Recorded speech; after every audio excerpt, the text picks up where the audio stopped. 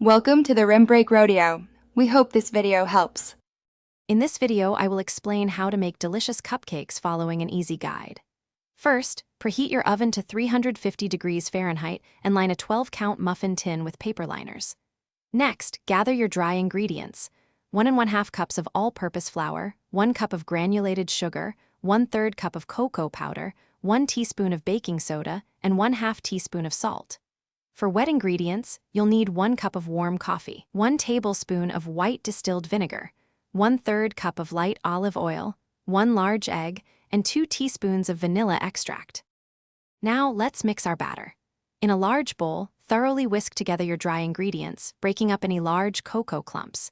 In a second mixing bowl, combine the warm coffee, vinegar, oil, egg, and vanilla, whisking until well blended. Next, pour the wet ingredients over the dry ingredients. Whisk just until the ingredients come together and no dry streaks remain.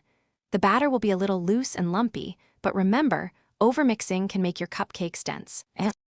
It's time to bake. Fill each cupcake liner about 2/3 full. This ensures a beautiful dome.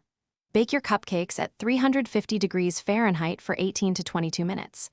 You'll know they're done when a toothpick inserted into the center comes out clean.